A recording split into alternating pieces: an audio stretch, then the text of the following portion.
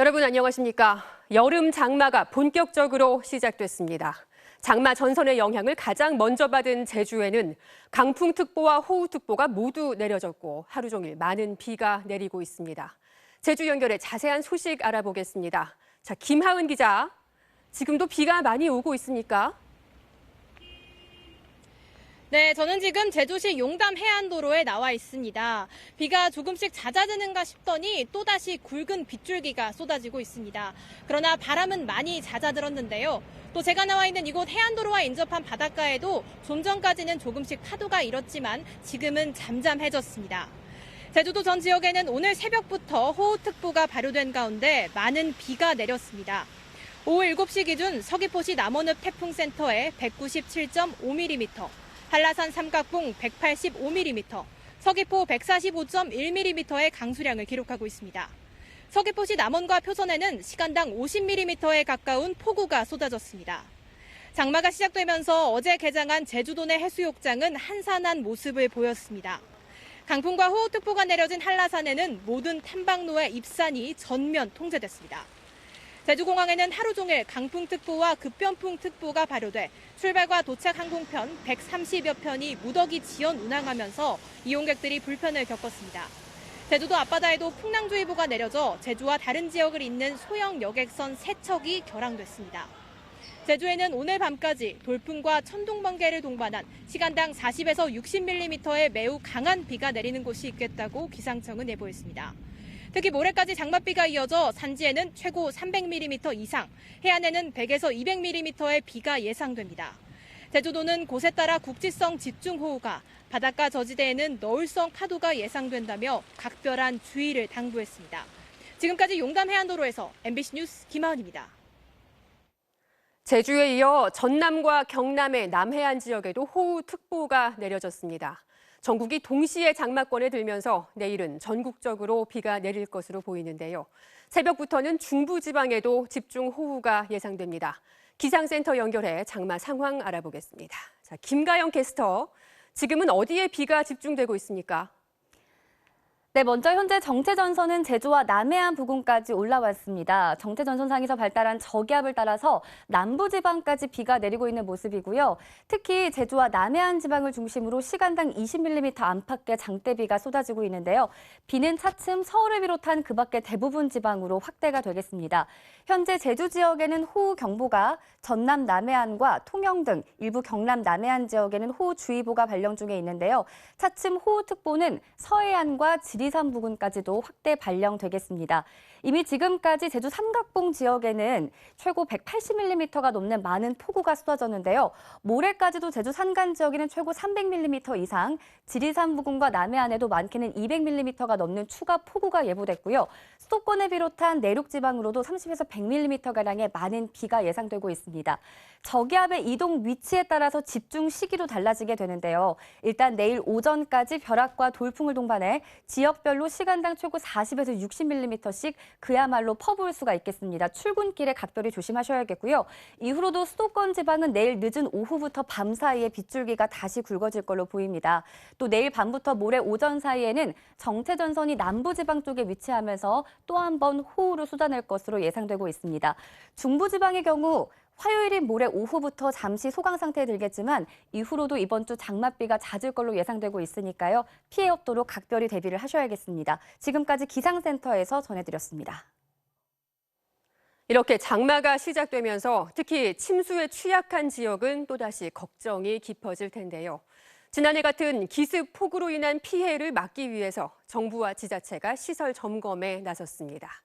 폭우가 쏟아질 때 어떻게 하면 피해를 줄일 수 있는지 대처법을 유서영 기자가 알려드립니다. 반지하 세대들이 모여있는 서울 성동구의 한 주택가. 알루미늄으로 된 40cm 높이 물막 이판이 대문에 설치돼 있습니다. 주택 침수를 줄이기 위해 지난 4월 초 설치됐습니다. 특히 지난해 피해가 컸던 반지하 세대엔 창문에도 비슷한 모양의 물막 이판이 놓였습니다. 사흘간의 전국적인 장마가 시작되는 오늘, 정부와 지자체는 반지하 주택가 등 취약 지역을 방문해 침수 방지 시설과 재난 대응 체계를 점검했습니다. 예경보 시스템 네. 그런 건 어떻게 수위 자동 측정기를 설치를 하고 있습니다. 그래서 하수관로의 수위가 올라가게 되는 수위를 측정을 해서 그 위험도를 측정을 하고 지난해 8월 서울과 수도권 일대를 덮쳤던 폭우로 관악구 신림동의 한 반지하 주택에서 일가족 3명이 숨졌고 한 달 뒤 태풍 흰남노가 덮쳤을 때도 경북 포항의 한 아파트 지하주차장에서 차를 빼러 갔던 주민 9명 중 7명이 숨졌습니다. 전문가들은 지하 공간의 경우 바닥에 물이 조금이라도 차오르거나 하수구에서 역류할 땐 바로 대피해야 한다고 강조합니다. 지하 계단의 경우 발목 높이 이상으로만 물이 차더라도 노약자는 올라가기 버겁기 때문입니다. 지하주차장으로 물이 조금이라도 차오르면 차량을 밖으로 이동시키지 말고 몸만 탈출해야 합니다. 대피 시엔 미끄러운 구두나 슬리퍼보단 운동화를 신어야 하고 특히 장화는 안에 물이 차므로 차라리 맨발이 더 안전합니다.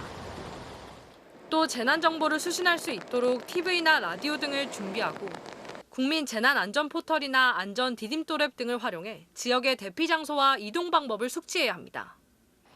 가스 누출로 인해 불이 날 수 있는 만큼 정전 시 양초 대신 손전등 등을 사용하고 감전될 수 있으니 집 안팎의 전기시설은 사용을 자제해야 합니다. MBC 뉴스 유서영입니다. 오늘 오전 강원도 설악산 신선벽에서 암벽 등반을 하던 60대 여성이 절벽 70m 아래로 추락해 숨졌습니다. 이지은 기자가 보도합니다. 우거진 숲풀 사이로 119 대원들이 구조를 벌입니다. 오늘 오전 9시 반쯤 강원 인제군 설악산에서 암벽인 신선벽을 등반하던 60대 여성이 절벽 아래로 떨어졌습니다. 바로 심정지가 와가지고 70m 높이에서 떨어지셔가지고 충격에 의해서 신고를 받고 출동한 소방당국은 여성을 인근 병원으로 옮겼지만 사고 1시간 반여 만에 여성은 결국 숨졌습니다. 여성은 산악회 일행 6명과 함께 암벽 등반을 하던 중이었으며 경찰은 정확한 사고 경위를 조사하고 있습니다. 아파트 단지에 주차돼 있는 차량들 사이로 시뻘건 불길과 검은 연기가 치솟습니다. 불길은 옆 차량으로 옮겨 붙으며 점차 더 커집니다. 불이 맨 처음 시작된 택배용 화물차의 짐칸은 뼈대만 앙상하게 남았습니다. 10여 분 만에 불은 꺼졌지만 새벽 시간 차량들이 빈틈없이 주차된 탓에 차량 5대가 반 이상 타는 등 무려 14대가 피해를 입었습니다. 경찰은 택배차 차주인 40대 남성이 짐칸에서 인화성 물질에 불을 붙인 것으로 보고 정확한 경위를 파악하는 한편 남성을 방화 혐의로 입건할지 검토 중입니다. 흰색 상의에 반바지 차림의 남성이 차량에 다가갑니다. 차문이 열리자 남성은 자연스레 운전석에 앉아 유유히 공터를 빠져나갑니다. 하지만 이 남자는 차량 주인이 아니었습니다. 어제 새벽 3시 반쯤 신원 미상의 남성이 공터에 주차돼 있던 차량을 훔쳐 타고 달아났습니다. CCTV를 이제 확인해 보니까 사이드미러가 펼쳐져 있는 걸 보고 이제 문을 열어보고 또 시동도 걸리고 하니까 운전해서 출발하는 것 같아요. 경찰은 CCTV를 통해 남성이 차량을 몰고 경기도 화성으로 달아난 것을 확인했다며 체포 시 구속영장을 신청할 방침이라고 밝혔습니다. MBC 뉴스 이지은입니다. 무장 반란을 일으킨 러시아의 용병 기업 바그너 그룹이 러시아 진격 하루 만에 전격 철수하겠다고 발표했습니다.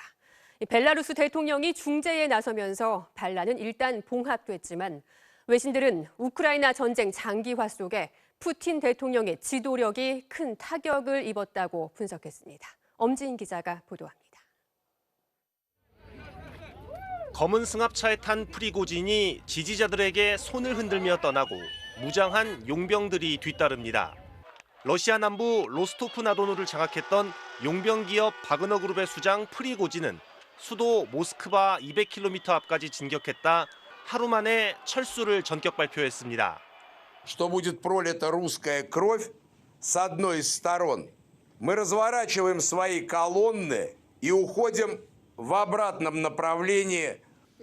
푸틴 대통령과 가까운 벨라루스 대통령의 중재에 따른 것으로 강경 대응을 공언했던 크렘린궁도 책임을 묻지 않겠다고 한 발 물러섰습니다. Уголовное дело будет прекращено в отношении него, и сам он уйдет в Белоруссию. 자칫 내전으로 격화될 경우 양쪽 모두 심각한 인명 피해가 불가피하다는 걸 고려한 것으로 보입니다. 다만 바그너 그룹이 요구해온 러시아 군 수뇌부에 대한 처벌 등 합의 내용은 공개되지 않았습니다. 용병들의 반란은 하루 만에 봉합됐지만 쿠데타를 떠올리게 한 이번 사태는 푸틴 대통령의 지도력에 큰 상처를 남겼습니다. 우크라이나 전쟁으로 인한 병력 손실로 용병들의 힘까지 빌린 상황에서 정작 내부 분열만 드러낸 꼴이 됐습니다. CNN 등 외신들은 푸틴 대통령이 23년간 러시아를 통치해온 이후 가장 심각한 위협에 직면했다고 진단했습니다. 젤렌스키 우크라이나 대통령은 푸틴의 통제력 상실이 입증됐다며 서방의 전투기 지원을 거듭 요청했고, 바이든 미국 대통령은 우크라이나에 대한 흔들림 없는 지지를 재확인했습니다. MBC 뉴스 엄지인입니다. 6.25 전쟁이 발발한 지 오늘로 꼭 73년입니다. 전장에서 쓰러져간 호국 영웅들 중에는 아직 신원조차 확인하지 못한 분들이 많은데요.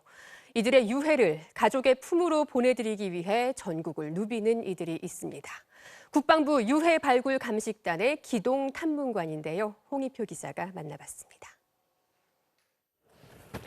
11년차 기동탐문관 박성은 씨가 전사자 유가족을 찾았습니다.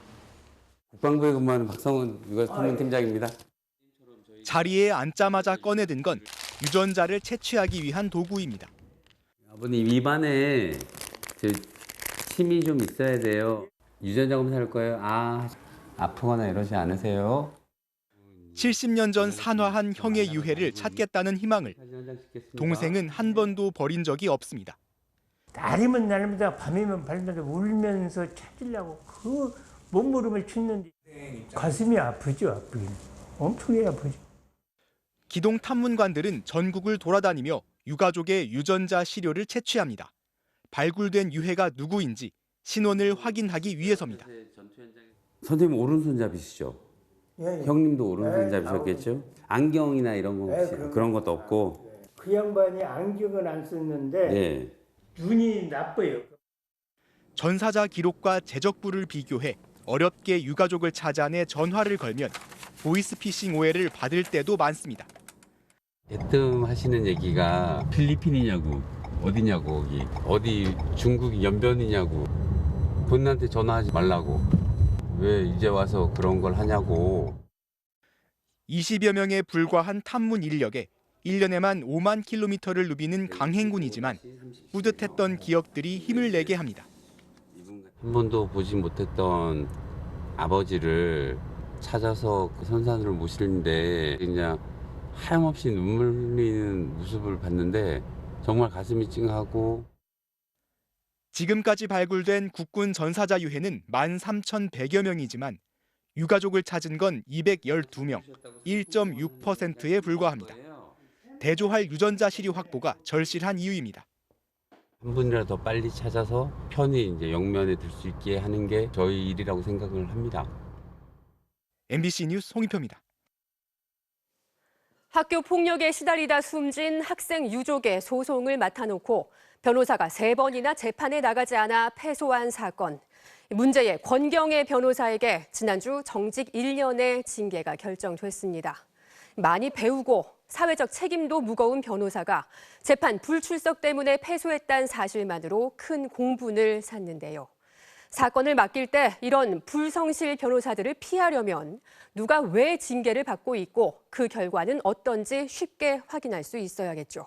그런데 현실은 깜깜이었습니다. 김상훈 기자가 변호사 징계 절차의 문제점을 짚어봤습니다.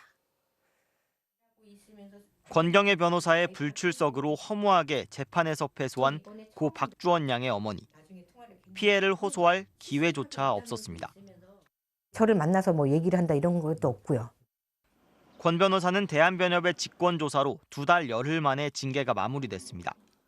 MBC가 보도했던 다른 불성실 변호사들의 징계는 어떻게 진행되고 있을까?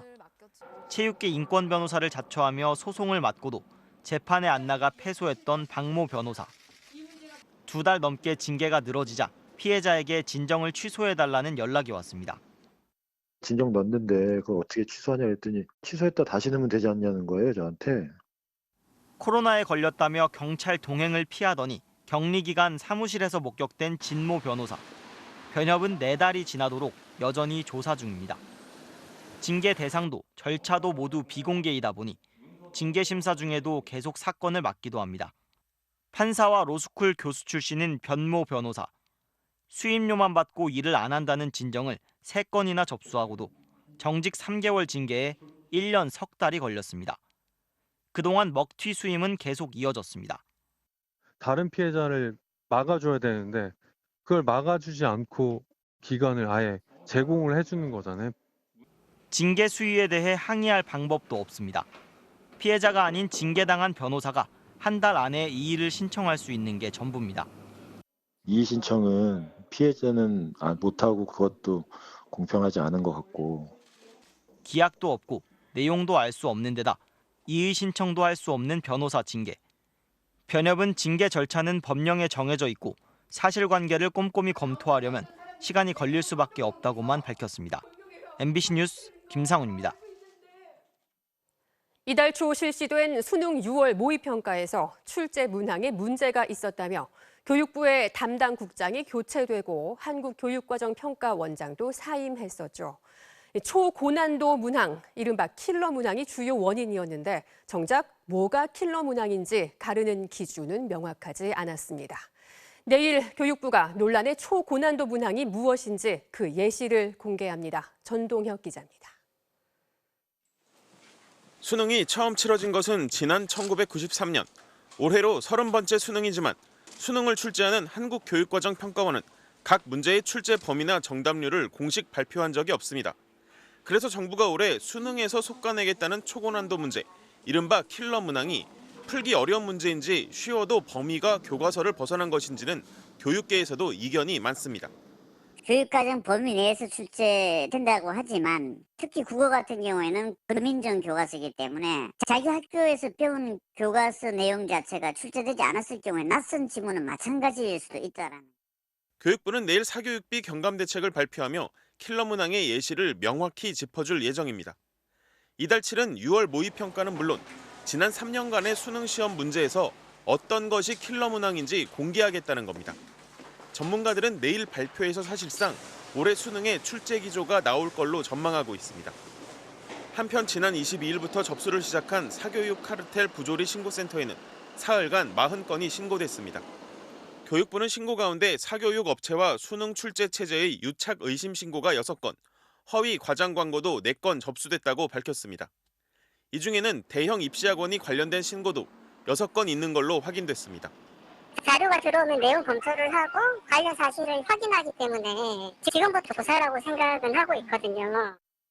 교육부는 다음 달 6일까지 집중 신고 기간을 운영하며 접수된 신고를 조사해 위법 사항이 확인되면 과태료 부과나 교습 정지 명령, 수사 의뢰 등 조치를 내릴 예정입니다. MBC 뉴스 전동혁입니다. 인간의 언어를 학습하고 사람과 대화도 가능한 인공지능 챗 GPT가 등장한 지 반년이 넘었습니다. AI 기술은 점점 더 깊숙하게 우리 일상에 들어오고 있는데요. AI가 대세인 만큼 기업들도 경쟁적으로 기술 개발에 뛰어들고 있습니다. 문다현 기자가 취재했습니다. 휴대전화로 식판 사진을 찍자 소고기 미역국, 백미, 두부 부침이 자동으로 인식되고 총 칼로리와 탄수화물이 얼마나 있는지 계산해 보여줍니다. 인공지능을 활용한 푸드 태그 기술입니다. 지금은 식단 관리가 필요한 당뇨 환자들이 시범적으로 쓰고 있지만 올해 말쯤 범용 정식 서비스로 출시될 계획입니다. KT는 방역, 배송 등 다양한 성능의 AI 로봇 개발에도 집중하고 있습니다. 통신 서비스와 똑같이 AI 솔루션을 제공하는 사업자와 그걸 사용하는 고객들 사이에서 그걸 훨씬 더 편리하고 쉽게 잘 쓸 수 있는. 경쟁사인 SKT는 SK하이닉스, SK스퀘어와 함께 아예 AI 반도체 설계 전문 회사인 사피온을 만들었습니다. 이미 3년 전 우리나라 최초의 AI 반도체를 출시했는데 오래된 영상을 고해상도로 향상시키는 등 대규모 연산을 적은 전력으로 빠르게 처리할 수 있습니다. LG U+는 본인 인증에 사용하는 패스 전용 앱에 생성형 AI인 챗 GPT를 연동하기로 했고 네이버는 하반기 중 사람처럼 언어를 이해하는 하이퍼 클로버 X를 발표할 예정입니다. 국내 기업들이 AI 기술 개발에 사활을 건 만큼 인재 확보전도 치열해지고 있습니다. 삼성전자는 AI 분야 경력 사원 대규모 채용에 나섰고 네이버 클라우드는 최근 SKT에 AI 인력 스카우트를 자제해달라는 내용의 내용 증명을 보내는 등 인력을 확보하기 위한 신경전도 벌어졌습니다. MBC 뉴스 문다영입니다. 발레하면 가장 먼저 떠오르는 작품이죠. 백조의 호수와 베르디의 3대 오페라 중 하나인 일 트로바토레. 고전의 대명사와도 같은 이 작품들이 전설적인 연출가들의 손끝에서 배경도 스토리도 새롭게 태어났습니다. 변신에는 이유가 있다는데요. 주말에 만나는 문화인톡 임소정 기자입니다. 벽마다 그래피티가 가득한 뉴욕 할렘가의 뒷골목. 격투기가 격렬해지며 돈을 건 사람들의 흥분도 높아지는 순간. 익숙한 아리아가 극장을 채웁니다.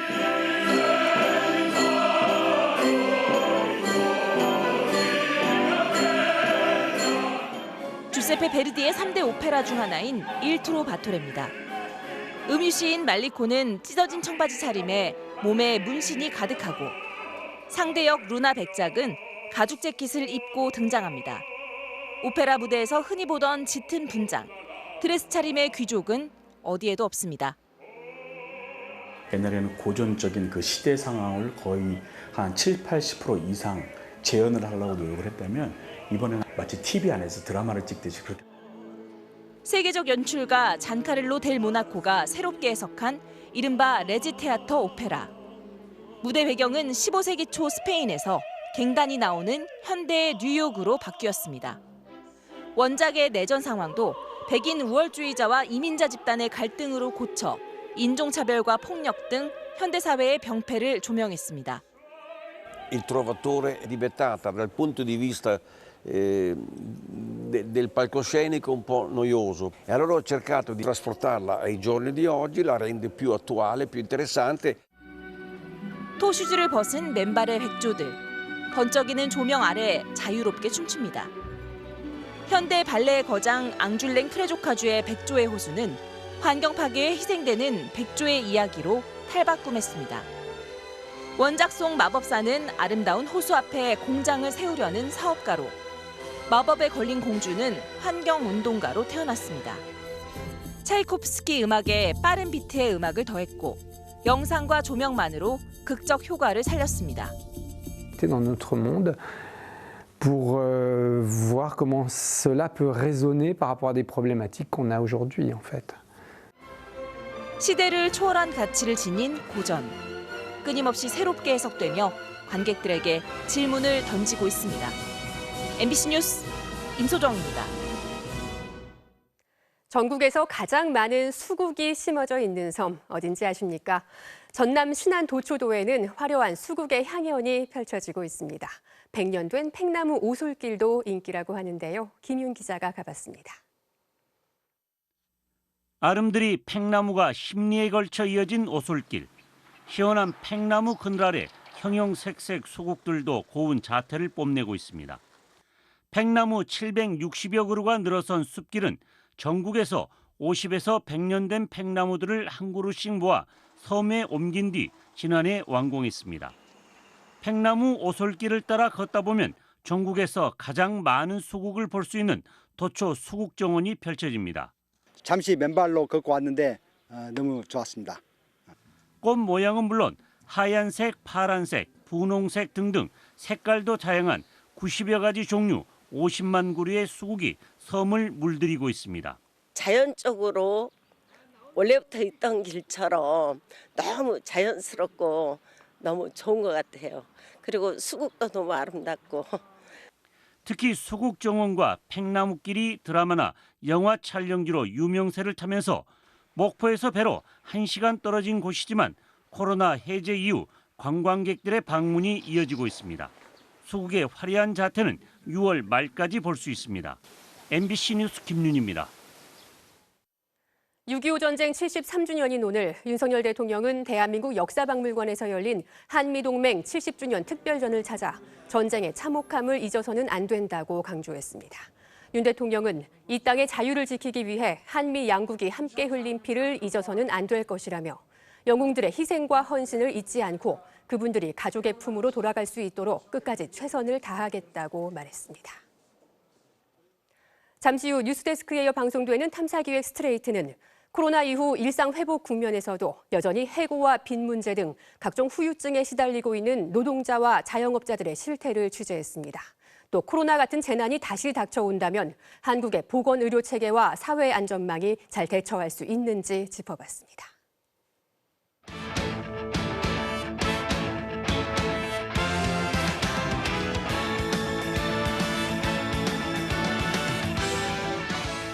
일요일 밤 스포츠 뉴스입니다.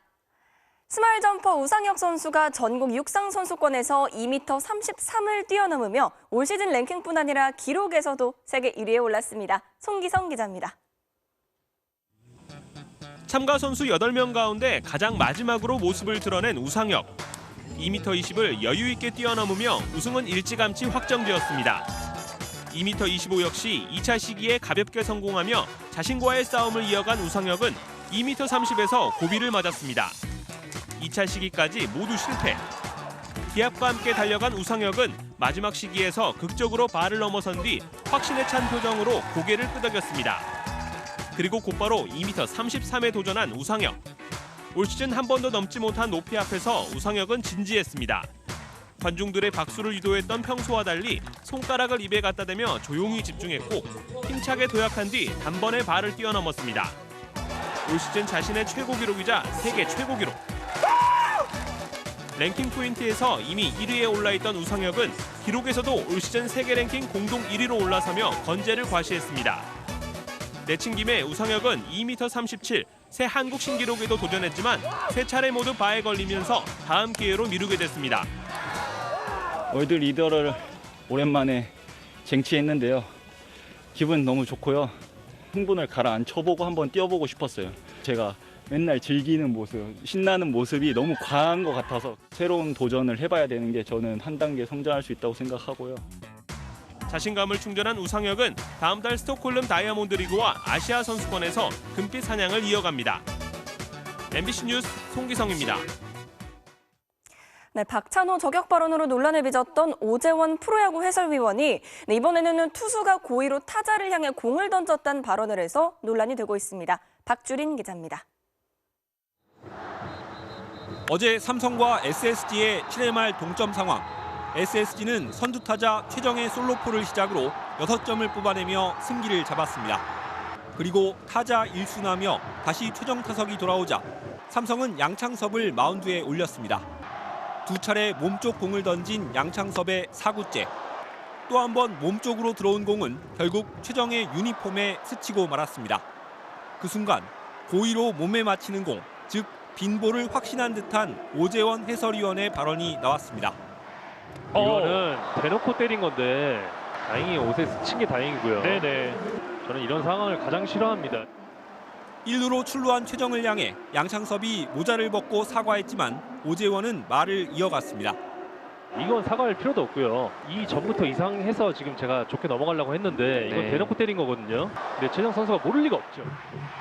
이후 별 문제 없이 재개된 경기는 SSG의 승리로 끝났지만 논란은 계속됐습니다. 경기 후 양창섭이 자신의 SNS에 물고기처럼 인간도 입으로 걸린다며 오재원의 해설을 겨냥한 듯한 글을 올렸고 몇 시간 뒤 오재원도 자신은 눈으로 본 것을 말했을 뿐이란 의미의 글을 올려 응수했습니다. 이를 두고 팬들 사이에선 해설위원이 빈볼이라고 단정짓는 건 부적절했다. 오재원의 지적이 틀린 말은 아니다라는 등의 갑론을박이 벌어지고 있습니다.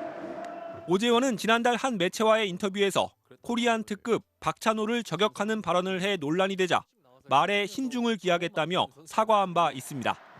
MBC 뉴스 박주린입니다.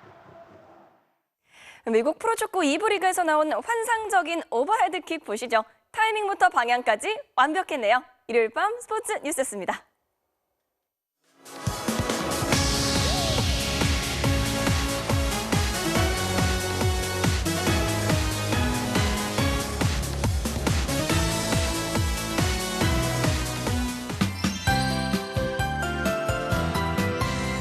오늘 서울은 구름만 끼는 가운데 종일 후텁지근하기만 했는데요. 남쪽에서는 정체전선이 북상하면서 폭우 구름대가 몰려왔습니다. 지금도 제주와 남해안을 중심으로 강한 비바람이 몰아치고 있고요. 호우특보도 발령 중에 있는데요. 비는 차츰 서울을 비롯한 중부지방으로도 확대되겠고 호우특보 지역 또한 갈수록 늘어나겠습니다. 이미 제주 산간에는 최고 180mm에 달하는 폭우가 쏟아졌는데요. 모레까지 이들 지역에는 많게는 300mm 이상, 남해안과 지리산 부근에도 최고 200mm가 넘는 추가 폭우가 예보됐고요. 중부 등 내륙 지방을 중심으로도 30에서 100mm가량의 많은 비가 예상되고 있습니다. 최대 고비는 내일 오전까지로 벼락과 돌풍을 동반해 지역별로 시간당 최고 40에서 60mm씩 그야말로 퍼부을 수가 있겠고요. 수도권 지방은 내일 늦은 오후부터 밤 사이에 빗줄기가 다시 굵어지겠습니다. 이후로는 정체전선이 남부 지방에 위치하며 집중 호우를 쏟아낼 전망입니다. 비가 내리면서 낮 더위는 주춤하겠습니다. 내일 한낮에 서울과 대전이 26도, 대구도 27도 선에 머물겠습니다. 중부지방은 화요일인 모레 오후부터 잠시 소강 상태에 들겠지만 이후로도 이번 주 장맛비가 잦을 전망입니다. 날씨였습니다. 일요일 뉴스데스크 여기서 마칩니다. 내일 출근길 우산 꼭 챙기시기 바랍니다. 저는 다음 주말에 다시 찾아뵙겠습니다. 고맙습니다.